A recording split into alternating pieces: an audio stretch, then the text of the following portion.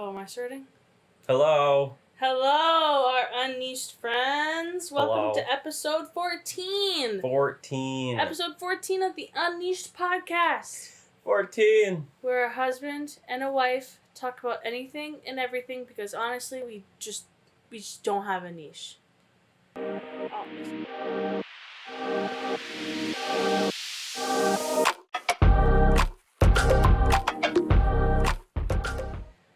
Hello, our friends. Hello. So this week's episode, we're going to be covering Drugs. mental health. Not drugs. Well, maybe drugs that pertain to mental health. Drugs. Mental health. So, to preface, starting out, maybe possible trigger warning? If anything regarding mental health or is a trigger for you, maybe don't watch this week's episode. But you should still like and subscribe. Yeah. But subscribe. Wherever the button is, just click it. Just click it. Are you okay? Oh, yeah. Sorry. Just click it. But yeah, just like maybe a little trigger warning right here in the beginning. If mental health and anything pertaining to like depression, anxiety, and things that go along with those and that nature, if that's a trigger warning for you, just maybe skip. And we understand. So I didn't prepare anything. I didn't either. I usually am the one that prepares and writes a little thingy, but I didn't. I didn't either. I was going to freeball it. I mean, to be fair, I freeball every single episode. I know, and it really makes me upset. Hey, I still get there, though. So did we want to start with, like, our personal struggles? Sure. Okay. You want me to start or you want you to start? It doesn't matter. Well, I can start then. So I've always kind of struggled with mental health. I never really realized it until I was older. It was one of those things that it definitely changed and developed the older I got. Even though the more comfortable I got with everything, it still was this weight on me that I couldn't ever really explain. And that never really got addressed as I was a kid. And that's fine. I understand. But well, yeah, I think it's harder with, not to interrupt you, but like with our parents' generation and like the generation before that, it just wasn't talked about a lot. And so then like our generation, we do talk about it very openly. And so like it's hard, I think a lot of people growing up in our generation, it wasn't talked about with their parents. Yeah. It just kind of got swept under the rug. Yep. And I'd also like to preface this by saying, like, it doesn't matter who you are, what type of person you are, what you look like, what you sound like. You can absolutely have mental health issues and do something about it. I mean, I'm a male. I'm working class. I would tell him to prove it right now, but then we'd get demonetized. We don't even get monetized. We'd really get demonetized. I'm a man. I'm fairly... You come from a... I work with my hands. Blue collar? Yeah, blue collar background. I mean, it was 90-something degrees in our shop the whole day. It doesn't matter. I don't care who you are. You can absolutely struggle with something. And being a certain demographic doesn't make you more or less susceptible to it. And you shouldn't feel, I suppose, left out. I feel like you're trying to be a manly man and not saying anything and just deal with it in your own way. Oh, are you trying to say it's okay for boys to have feelings? I'm saying it's okay for anybody to have feelings. Oh, okay. You can say something. You can do something. People will support you. It's very easy. I mean, it's hard to say it the first time, but after that, it's fairly simple. But, anyways, I've always struggled with it. Probably more of a depression type thing and some other mental health things. But it definitely seemed to hit me harder when I was older, like I said. When I was like 18, I thought I was depressed. But now it's like I wasn't. Like I just wanted that attention for it. And well, you probably were at the time. It's just a different degree than it is now. Yes. It's a different kind of depression. Yeah, it's more of a... And also, I'm not depressed right now. I'm fairly happy with where I'm at. But everybody goes through those periods. Yes, exactly. It comes and goes. I definitely get seasonal depression, which almost everybody does. Here in Minnesota, it's fucking it's the worst. Especially here. The winter takes, like, everybody. Yeah. Winter hits me like a truck. Yeah, whether you have regular depression or seasonal depression, everybody in Minnesota. And that's something that's hard, and you got to realize that everybody's probably dealing with it. Yeah. And so, yes, you should be like, oh, everybody's dealing with it. You know, I'm just going to deal with it my own way. No, you shouldn't, because you should get yourself checked out before you do something dumb. And I guess I could say my story. Okay. So, when I was 18, when I thought I was kind of like at my lowest, this was more of and I would say this was closer to actually being depressed and more anxiety ridden than anything. And if you're still in the story I think you're gonna tell, I think this was like very situational. Yes. Okay. Yeah, it was very situational. I mean, around that, I wasn't very happy with who I was because again, as we were talked about in the last episode, this was at the end of the school year, end of my high school year, and so I was graduating, and I just felt completely worthless, like nobody cared and all this stuff, and so, yes, this thing was situational, but as a whole, I think I snapped. But the situation was the straw that broke the camel's back? Okay, and that made me absolutely snap. But anyways, so I'm not going to exactly say what happened that led up to this, just because I want to privacy. Yeah, stuff. Other people are involved, and you don't want to. But anyways, because you've made up since then. Yeah, so we went on a school trip, and on the way back from the school trip, something had happened, and it was right towards the end of the bus drive, and I remember when it happened, I just felt completely broken, not very satisfied with myself, and I was just thinking, if I'm worthless, like I'm gonna go nowhere in life because that's what everyone's been telling me. My 1.0 GPA, my, nothing. I didn't amount to anything in my head. I didn't have a job. I didn't have nothing. I had no motivation to do anything. And this thing happened, and I just had this thought in my head. I'm like, I kind of just want to prove to people that I'm serious about, like, I don't play around. Like, I couldn't do it anymore. I snapped. And so we got off the bus at the school, and I didn't live too far from the school.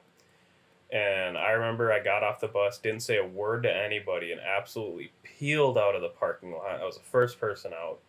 And I was driving home, and it just so happened that my mom was standing outside talking to our neighbor. I probably haven't told you the full story. But my mom just happened to be outside talking to my neighbor. And she saw me drive by, and I just had a face, Yeah, moms can tell. Yeah, and moms have an intuition. I got down the road. So she was surprised that I didn't pull into our driveway because I just didn't want to. And she called me, and all I remember is her saying, "Where are you going?" And like, I honestly completely blacked out after that. I don't remember what I said really. I just remember I went off. Not on her, but I just went off about how shitty I felt. She just happened to be the person asking. Yeah, how shitty I felt, and like I said, I'm not coming home anymore. I'm done. I'm gonna end it. Like, I snapped, and like I said, I don't remember much of it because I completely blacked out for a good 30 minutes, I think. And so I remember at one point I stopped because I think I started to kind of come to be like, this is a dumb idea, but then I started thinking again, and I did happen to have a knife with me, and I did cut myself in my arm, and I still have the marks. I'm not afraid to show it because I'm happy where I'm at. And I kept driving, and when I started to come to, I remember that my mom was still on the phone with me and trying to like plead with me to come back and like come home and just be done with this. And I heard my stepdad in the passenger seat. They were obviously driving because it had been 15-20 minutes since she first called me, and I can hear him talking to the police on the other line. And I think that's when I started to realize, I'm like, oh shit, I'm actually doing this. And like, I didn't know what to do. I was like, just more ashamed than anything and really embarrassed. But I was still like in that mentality And so at this point, all of the county that I was in was looking for me. There was cops looking for me. There was a bunch of, they had, I think what I remember is the cop that finally did find me was actually from another city that just happened to be in the area. But anyways, but I can hear him talking to the police on the other line, and I can hear my information being given, and it was like, oh fuck, like here we go. And finally, I kind of started to calm down, and I pulled over in just a parking lot, and I got out of my car and just started walking, and still talking to my mom. And I was in a spot where they would have easily found my car, but it was kind of woodsy, and so I went and sat behind a tree, just hid behind a tree, and that's when like it really started to come to that, like I need to stop, like this isn't worth it, like you're better than this. Don't let other people take you down. And so I kept walking, and again, I just happened to see the cop, and so I waved him down, said I'm right here, and he stopped and he got out of the car, and he was super nice. But they had me. I remember I was standing at the front of the cop car, and he had to pat me down, and because they knew that I had done something, and so but then what really hit me was I still had my mom on the phone, and he asked, he's like, "Is that mom on the phone?" I'm like, "Yeah," and he said, "Okay, no problem. Keep talking to her." And my mom just lost it. She just started crying and crying and crying, and within 2 minutes, there was 5 or 6 police cars surrounding me, or not surrounding me, but there. But they, yeah. A fire truck for some reason, and an ambulance pulled up, and I am on a fairly busy road, or right next to it. And I felt so stupid. I felt so dumb. And I was just so embarrassed. But everybody that helped was so amazing. Like I remember I got into the ambulance. They had to take me. They made me go. And so I'm sorry, I should step back a second. Before I got in the ambulance, that's when my mom and my stepdad pulled up, and I don't think my stepdad really said anything to me that I remember, but anyways. But I was sitting on the ground because they made me sit on the curb, and I just remember my mom walking up and just hugging me for like really long. But this is kind of funny. But while I was hugging her, one of the cops leaned down and was looking because I think he was checking to make sure I wasn't going to do something to her.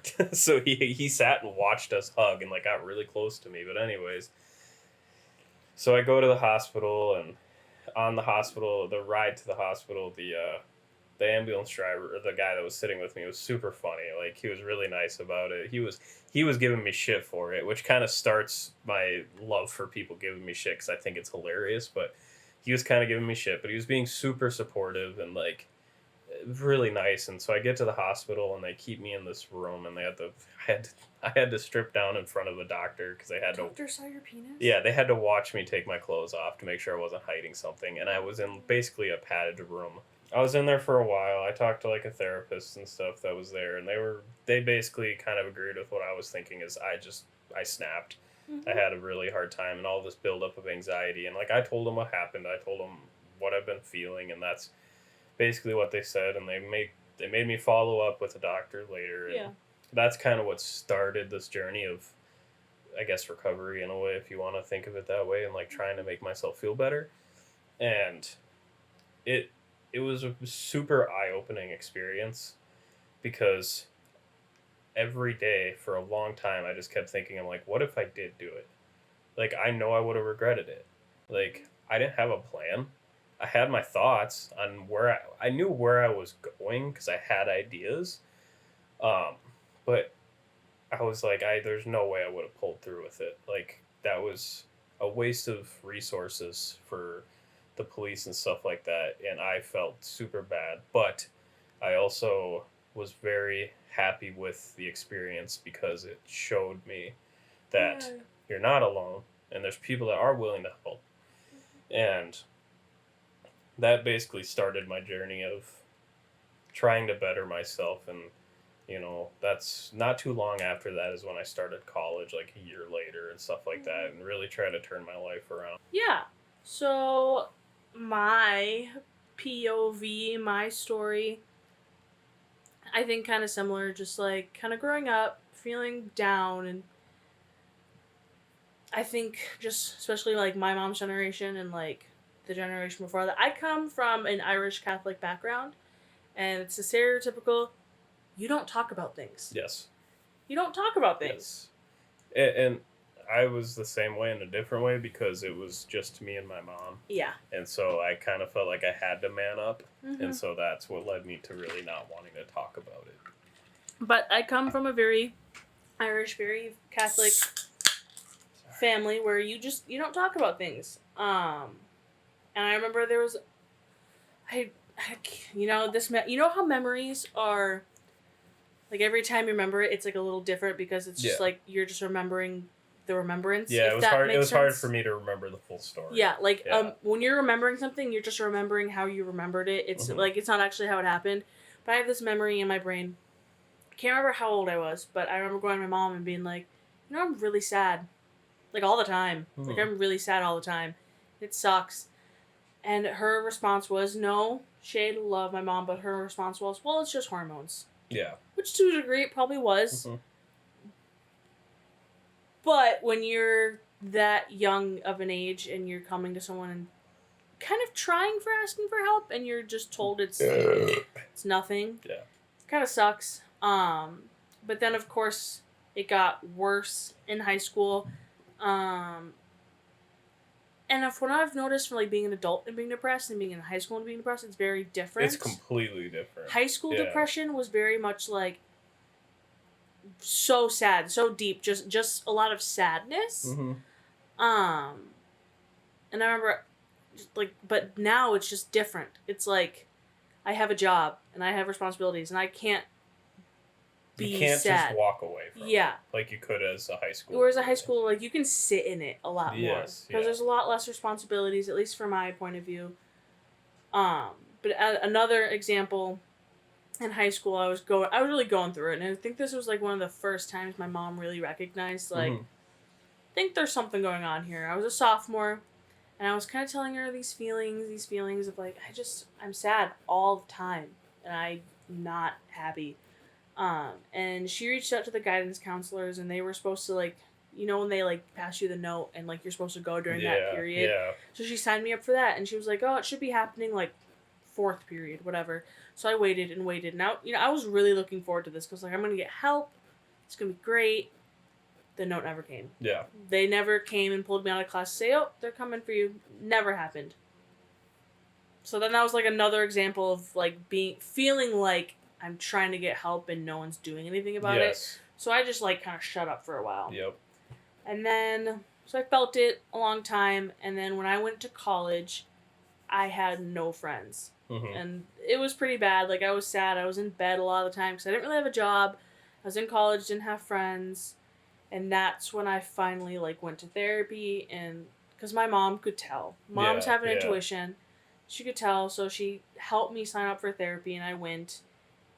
And I finally got diagnosed with like the generalized depression, generalized anxiety, whatever. The basics. And I got put on medication.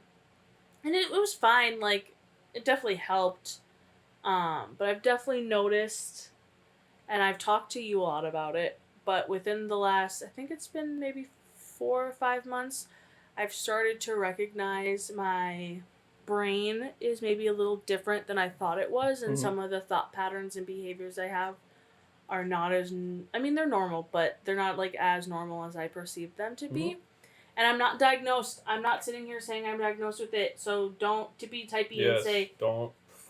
I'm sorry, don't self-diagnose and tell everybody. Don't do that. But don't sit here and tell me that I'm not self-diagnosing, it's just a hypothesis, and it's not worth it for me to go and get diagnosed because it doesn't really matter in the long run. But I do have a lot of suspicions that I might have borderline personality disorder. And a lot of that, if you don't know, borderline personality disorder is rooted in an intense fear of abandonment, and you fixate on people really easily, and you mirror them so then they don't leave you. Yep. And you kind of adopt all of their mannerisms and what they do so they can't leave. But another portion of it is you push people away and you lash out and you have really intense emotional swings, like mood swings.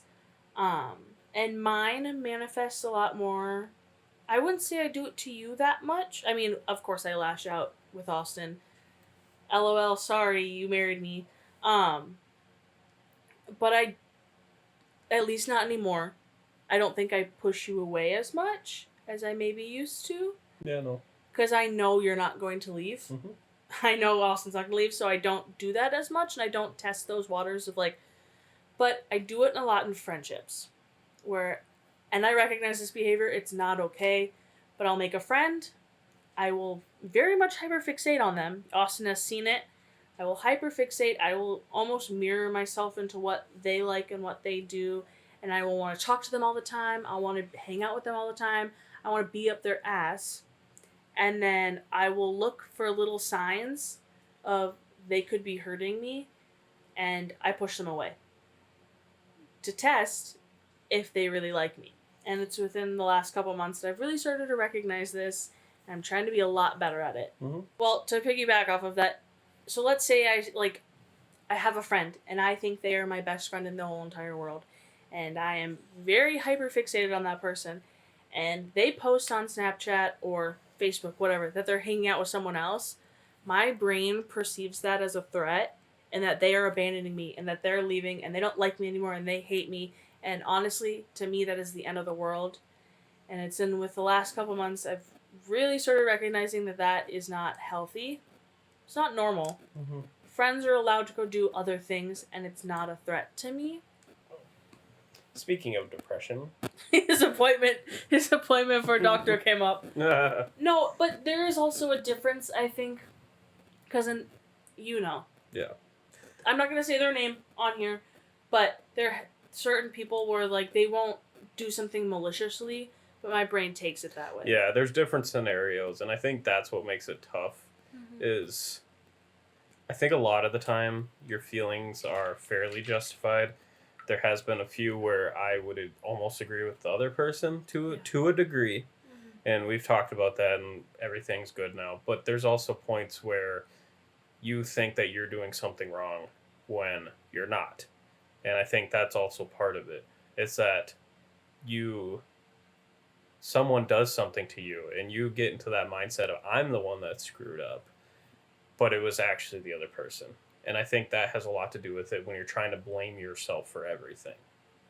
Well, because my brain perceives it as they're leaving. Yeah, that's what I mean. And I did something, and they're leaving, and they hate me. Yes, and that's what I mean. And that's what sucks is that there will be situations where that genuinely happens. Mm-hmm. Where you act like you should, and you say everything that you should be saying, but the other person isn't taking it.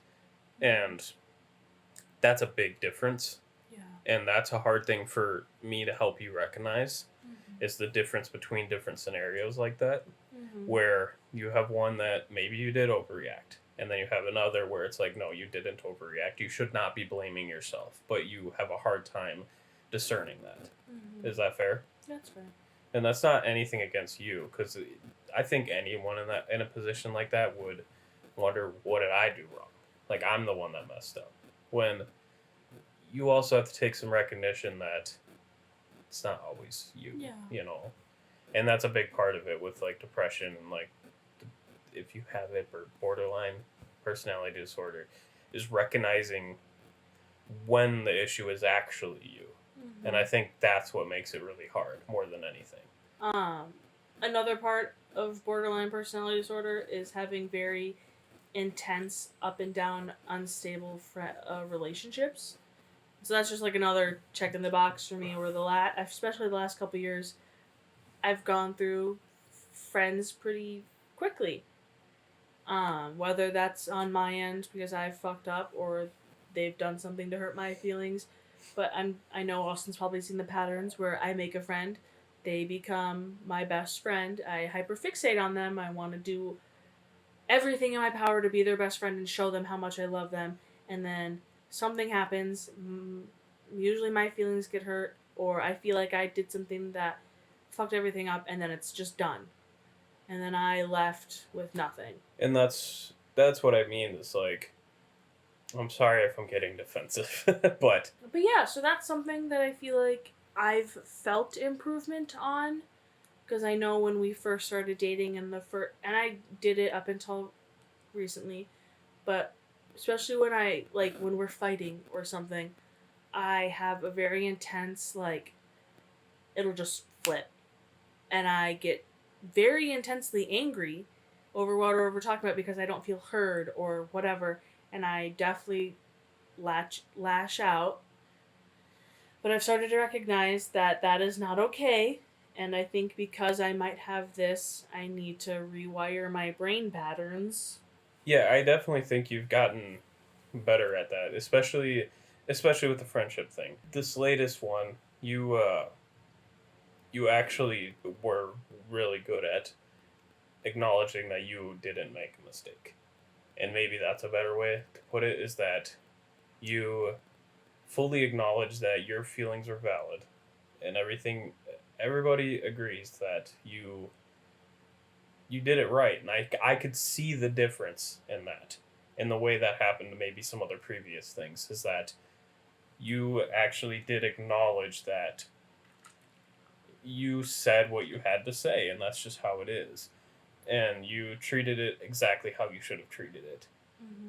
Whereas before it would be, you'd be sad because you think you'd screw up, when lately it's more been you're acknowledging that you did the right thing. You didn't lash out at me or something like that. Like, you're acknowledging that a lot more, and that's really important. Well, yeah, because when I started to see the signs, and like of course, fucking TikTok, Yeah, it came up my For You page about someone that had borderline personality disorder, and they kind of talked about it a little bit, and I really resonated with what they were talking about. This person posted a TikTok, and it came on my For You page, and they talked about how they have borderline personality disorder, and they see things in black and white. Mm-hmm. It's black or white, and there's no in between, and that is exactly me. I am very much an opinionated person. I am never really in the gray. I am very much like this or that, and I don't feel in between. And I resonated with that when they said that, and I was like, interesting, because I haven't had a lot of people that have said that same thing. Like, I am just very much, whatever, doesn't matter. And so I looked at it a bit more. Of course, I did my digging on TikTok, and like I saw a bunch of symptoms when it came to borderline personality disorder, and it just fits. Yeah. It really just fits. So when I started to recognize that I am this way because of the way my brain is, I realized I probably should do better at expressing my feelings without just lashing out. Mm-hmm. And that to take a deep breath, to pause, say how I feel without getting angry. Not to say that it doesn't happen anymore. Right. There are times where maybe I've had a really rough day and I can't pause before lashing out, and I do get really upset and I yell. But I am trying to be better at it. Yeah, I think you are. We're back after taking our short intermission of changing the camera battery. And cooling down the stew. The last thing I will say about my borderline personality, maybe, is after these intense friendships and when they kind of end or we go on a break or whatever, it is hard for me because I feel like it just reiterates me feeling abandoned from people. Mm-hmm. So that's something I'm struggling with too, is feeling worthy of having a friendship. And don't get me wrong, I do have a couple friends who are so, so close, and they mean like the absolute world to me. Shout out Kayla, Allie, Sarah. You the real MVPs, because we've been friends for years, and I've never had an issue with any of them, really. It just seems like, I don't know. It's just hard when it feels like it reiterates the notion that I am not worthy enough to be loved by friends. Mm-hmm. Yeah, I get sucks. that. And yeah. I think everybody kind of goes through their own type of thing a lot, and that's what's hard, is that I think that's something that, why it didn't really get recognized as much when, back in older days, is that people weren't able to recognize that people can deal with stuff in their own way. and like have their own ways of coping with it, and sometimes you just can't. And something else I didn't talk about is like my whole drinking phase. So preface this, I don't drink anymore, mostly for multiple reasons. Mainly because he gets super hungover and then he's a baby. Exactly. And but for a while, a few years ago, for like a good couple months, I was a very heavy drinker. And I wasn't stupid with it. I wouldn't like go to work drunk. I wouldn't drive drunk. I never did that. I never had intentions of it. But I had just gone through a breakup. I just moved back, and so it was a really tough time for me. And I did absolutely use alcohol to cope. And for people that think that helps, it doesn't. Drugs, alcohol, they don't help. Like it might make it worse. Feel good in the moment. Yeah, but looking back on it, it's never the answer. If you think that's how you're coping with something, you should really go get some help, because it's not. It doesn't. And it did take me a while to get to that point. But yeah, I mean, I would go out every single weekend day, Friday, Saturday, just get hammered and go downtown and like spending a lot of flipping money on Uber and drinks. But it took a certain night. We were Ubering back, and we had this Uber driver who was really cool, but I absolutely just tore myself apart to this Uber driver.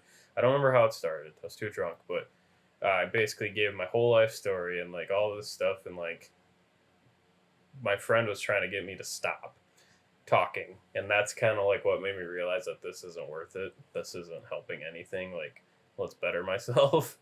But yeah, that's how I thought I was dealing with it, and it didn't help, because you'd go out the next day, I'd be hungover, and I would be the most depressed I think I've ever been in my life. Like, I felt so terrible about myself the next day, but I just get up and do it again, thinking that would help, and it doesn't. It doesn't help. Well, and I do want to preface, not that it wasn't a great time in your life, but I do want to say I think you had some good times with friends, though. Yes, sorry. Yes. If any of your friends are watching, he did have fun with you. Oh my god, I had so much fun. He doesn't hate you. Yeah, I don't hate you. But I just think you were also going through something at the moment. Yes, and I was using that as a way to cope. But I was having fun. I will 100% say that. Yeah. But as far as like me being happy and stuff, and like trying to make myself feel happier, the drinking wasn't what was helping. It was hanging out with people and having fun. Like, that helped, but then the days after was terrible. Like, it just felt absolutely shitty. And I see a lot of people go through that with like alcoholism and stuff like that, and it doesn't help you. Like, you end up just being a really bad person most of the time. I do want to also say, so we both have experienced being on medications to help treat depression and anxiety. I am currently on one. Yes. And it's okay to take medication. It's okay. Yeah. Your brain needs it. Depression is a chemical imbalance in the brain. Mm-hmm. So don't feel ashamed. Don't. If you go and get prescribed medications. I was on, it was a general form of it, but Lexapro for like at least 3 years. Mm-hmm. And recently I stopped because I was just done with it. I just wanted to be done. But don't feel ashamed if you need medication to make your brain feel better. Because if you broke your leg, no one is ever going to question why you need a cast. Right.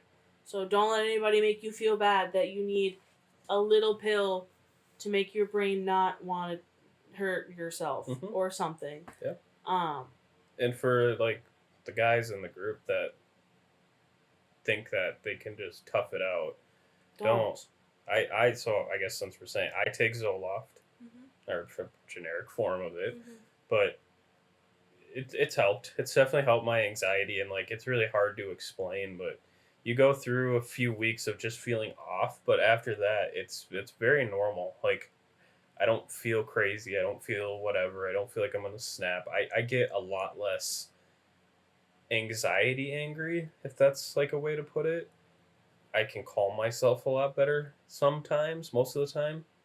But Yeah, I'm not ashamed of it. Like it is what it is. Like I also then want to piggyback and say it's okay to stop taking your some people out there. Yeah. Some people out there keep taking your meds. Keep taking your meds, you crazy nothing. But for like me, example, I wanted to be done taking my meds. I just wanted to find other coping skills.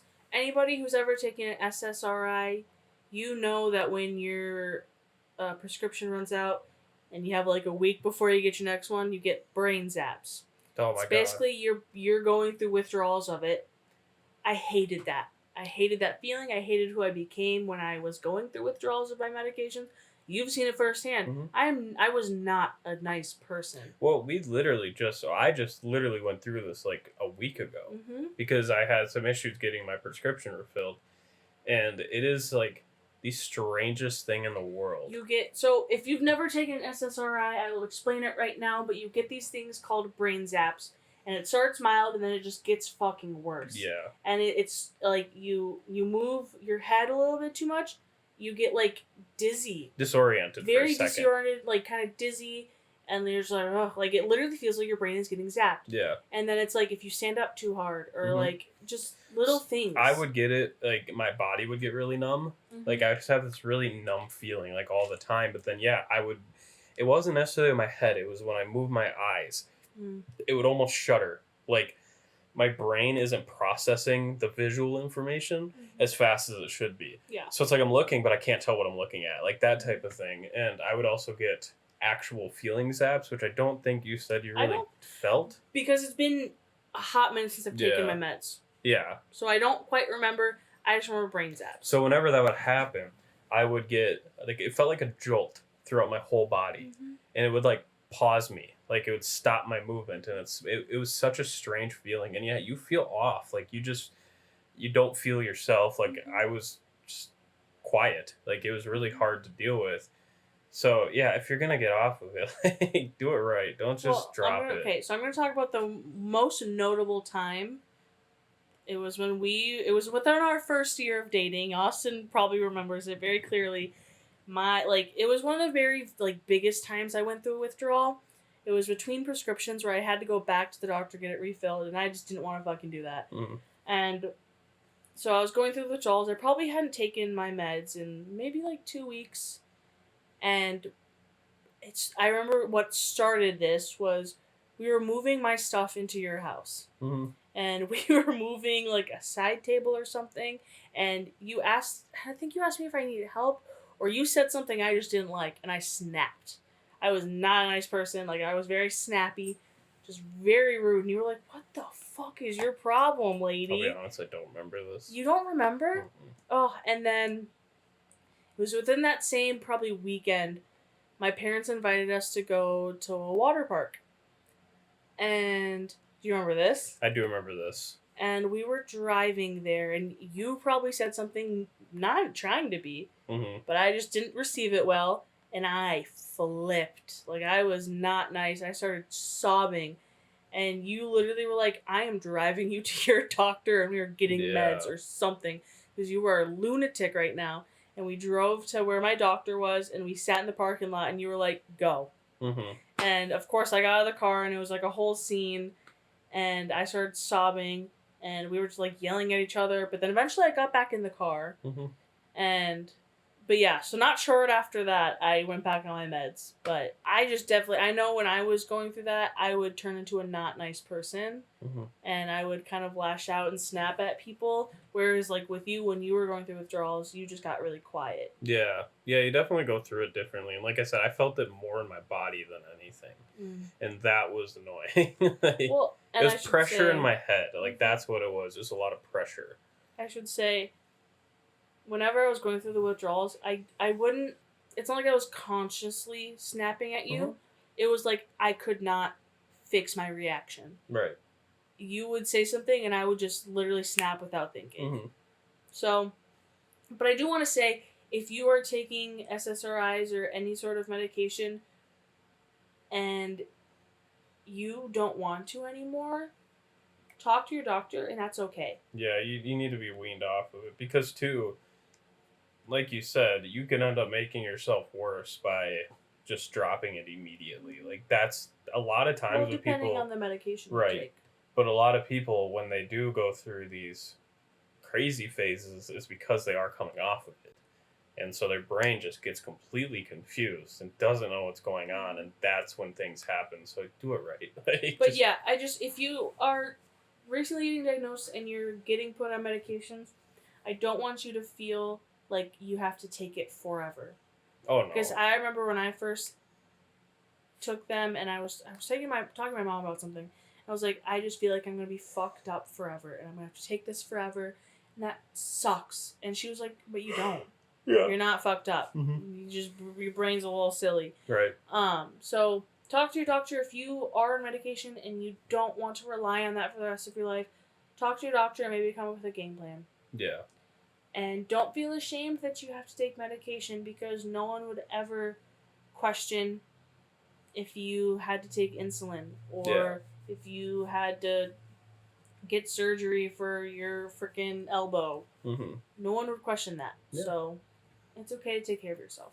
Thank you for tuning in to this week's episode of the Unleashed Podcast. This week we talked all about mental health, and if anything we said here you resonated with or you felt seen or heard, comment down below. Or message us directly. Yeah, you can. Yeah, message our YouTube directly, and I would, and I know Austin would. I would love to have a back and forth conversation with someone. Yeah, I would love it. Our email is down below if you want to send an email. Mm-hmm. Otherwise, I think our TikTok and Instagram are down below as well. You can reach out to us on there, and we will. I'm always seeing notifications. I will respond within 30 minutes at least. Yeah. But yeah, thanks for tuning in, guys. Rocky, you want to make a cameo? Rocky, up! Oh, he's so Rocky! Say goodbye. He said, thank you for tuning in. Goodbye.